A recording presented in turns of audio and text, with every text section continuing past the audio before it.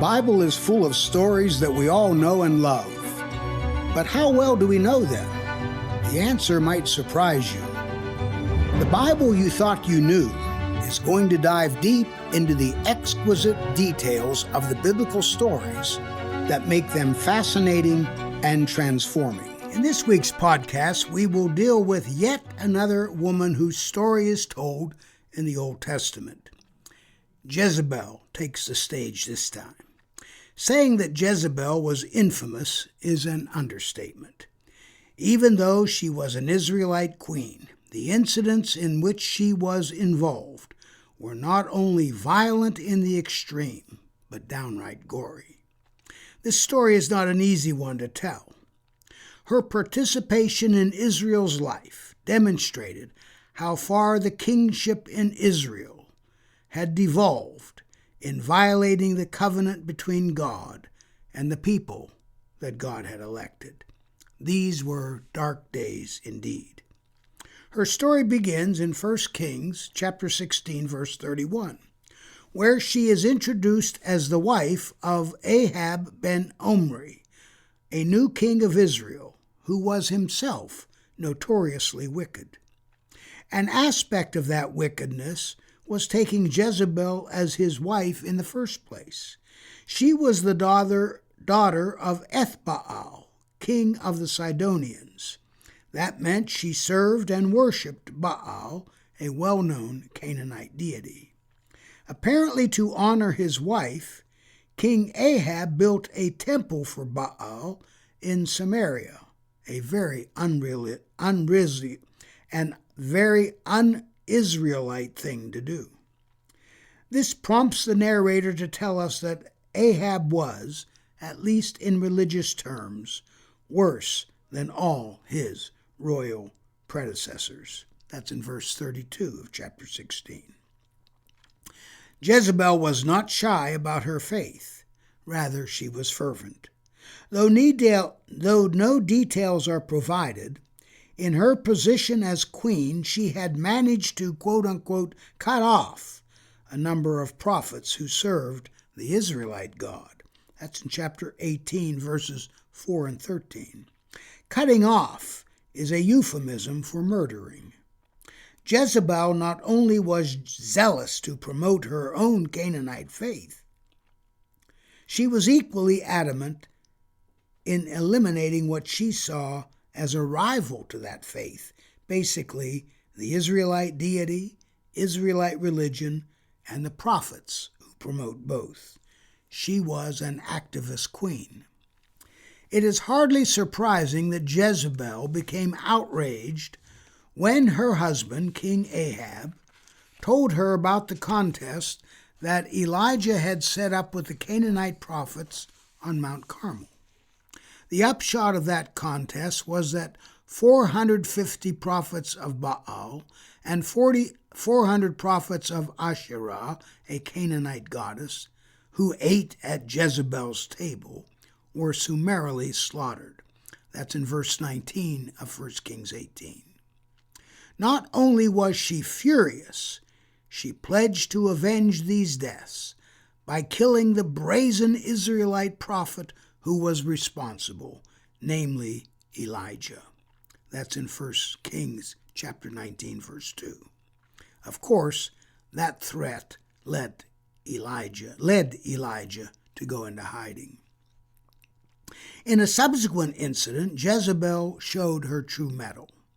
Besides being utterly committed to Canaanite deities and Canaanite religion, she had no qualms about using her position for political advantage as well. Adjacent to the palace that housed King Ahab and Queen Jezebel, an Israelite man by the name of Naboth had a nice piece of property which he used as a vineyard. That's in 1 Kings 21, verse 1. King Ahab had his eye on that property because he wanted to enlarge his holdings and plant a big vegetable garden. So he offered to buy the plot from Naboth. The terms were fair enough. He would either trade Naboth for an even better vineyard or, if Naboth would prefer, would offer fair market price. That's in verses 2 and 3 of chapter 21. However, Naboth was not interested in selling. According to Naboth, this was a legacy property that had been part of his family for a very long time.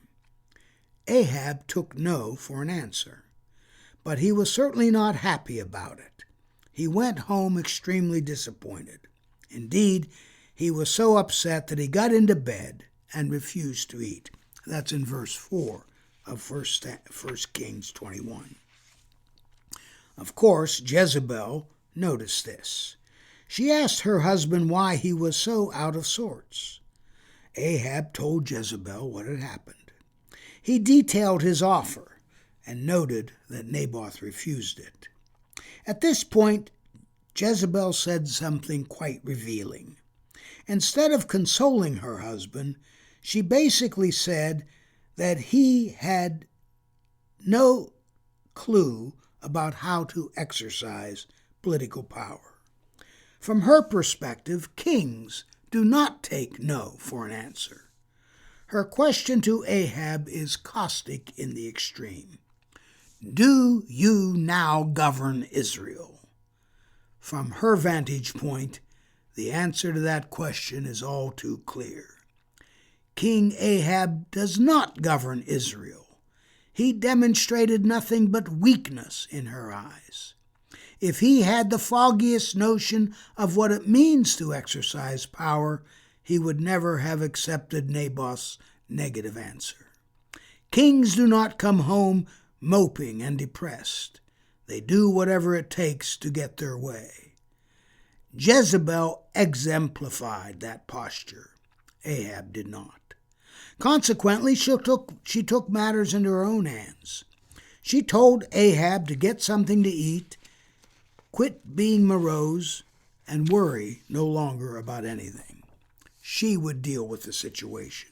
She would see to it that her husband soon had the vineyard he coveted. That's in verse 7 of chapter 21. Jezebel went right to work.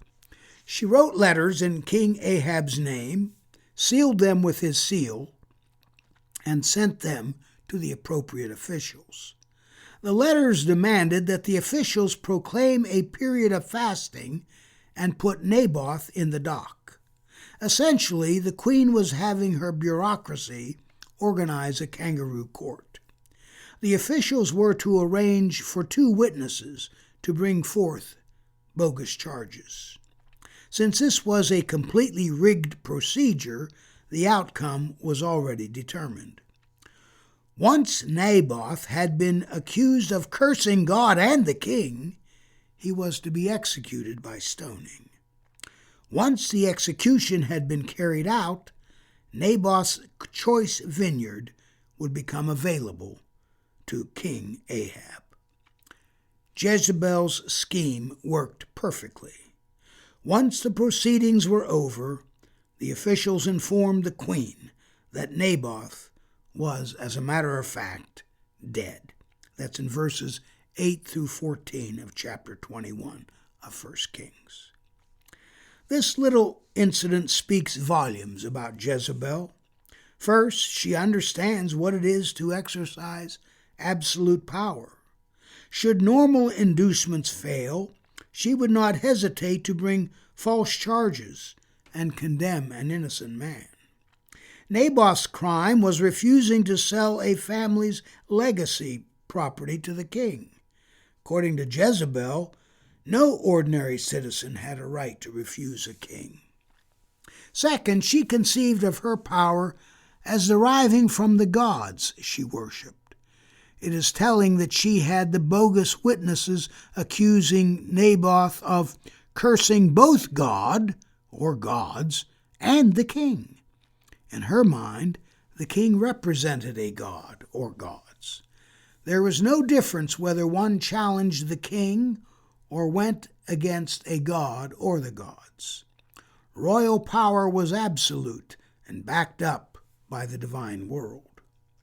She must have been quite satisfied with herself when she was able to tell her husband that Naboth was dead and that his vineyard was now his for the taking. That's in verse 15. That is all Ahab had to hear.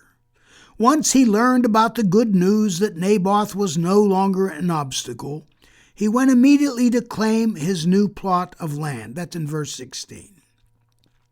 When this takes place, Elijah, who had come out of hiding, at the Israelite God's urging, met King Ahab at the vineyard.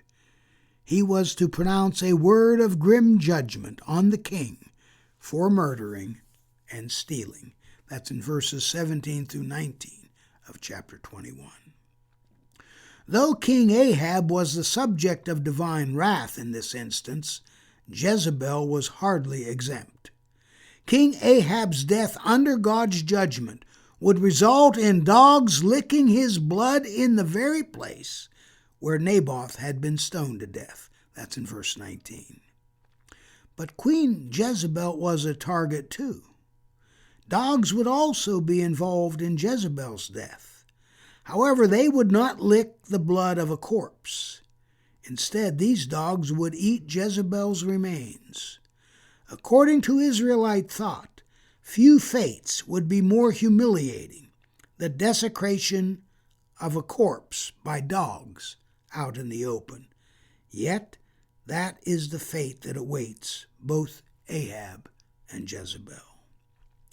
Ahab met his demise at the end of 1 Kings 21 in verse 38. Jezebel lasted until 2 Kings 9. Joram, Ahab's son, had become the king of the northern kingdom, which was called typically Israel. This distinguished it from the southern kingdom, typically referred to as Judah. When Joram was king, he was still under the prophetic denunciation against the house of Ahab. When Elisha, who replaced Elijah as Israel's premier prophet, he was told to anoint Jehu as Israel's next king. This sealed the fate of the Ahab dynasty. That's in verses 2 and 3 of 2 Kings 9. Ominously, Elisha repeated in God's name the fate awaiting Jezebel, namely, that dogs were to consume her. It turns out that, as bad as Ahab was, he was made even worse when Jezebel incited him. That statement is made in 1 Kings 21, verse 25. The newly anointed king, Jehu, carried out the divine retribution against the Ahab dynasty. Part of this involved the assassination of Joram. Even the king of Judah did not escape Jehu's wrath, for he was killed as well. That's in verses 21 through 28 of 2 Kings 9. When Jehu got to Jezreel, where Jezebel resided, her days were numbered. When she realized that Jehu was there, she put her makeup on and looked out the window. As soon as she saw Jehu, she insulted him by comparing him to Zimri, a well-known brutal assassin. Jehu looked up at the window and asked who happened to be on her side. A couple of attendants heard this. Before they could reply, Jehu ordered them to throw Jezebel out of the window, an order they obeyed immediately. She fell on the wall and among horses, who trampled her in the process. Demonstrating that he had no qualms about this violence, Jehu went into the building and had something to eat and something to drink. Then he gave orders that Jezebel was to be buried. This minimal gesture on Jehu's part was due to the fact that Jezebel was not only a queen, but a Canaanite king's daughter. That's in verses 30 through 34 of 2 Kings 9. By the time Jehu's servants got to Jezebel's body, however, there were hardly any remains to bury. They found a skull, feet, and the palms of her hands. The rest had been eaten by dogs. When the servants reported this to Jehu, they noted that this was clearly a fulfillment of Elijah's prophecy, namely, quote, "In the territory of Jezreel, the dogs shall eat the flesh of Jezebel, and the corpse of Jezebel shall be as dung upon the face of the field in the territory of Jezreel, so that no one can ever say, 'This is Jezebel.'" End of quote. That's in verses 36 and 37 of 2 Kings 9. Under no circumstances was Jezebel to be buried in a manner where people could subsequently honor her memory. This is a bleak, gory, dreadful story that illustrates the depths into which Israel had sunk. That sinking was greatly abetted by Jezebel's zeal for Canaanite deities and Canaanite religion. This is Jezebel. Let me encourage you to go to my website, faspina.com. Let me know what your email is, that I'll be able to communicate with you when we're ready for our mini courses. If you have questions you would like me to answer for a question and answer period, email me at fspina106@gmail.com. I want to thank you so very much for listening to The Bible You Thought You Knew. I have a question for you. Do you have a question or topic that you'd like me to cover on the podcast? If so, all you need to do is head over to Apple Podcasts and do two simple things. One, leave a rating and review telling me what you think of the podcast. Two, in that review, ask anything you want related to the Bible. That's all you have to do. Then, listen in to hear your question answered on a future episode. Join us next time on The Bible You Thought You Knew when we discuss Jesus' personal Bible. God bless.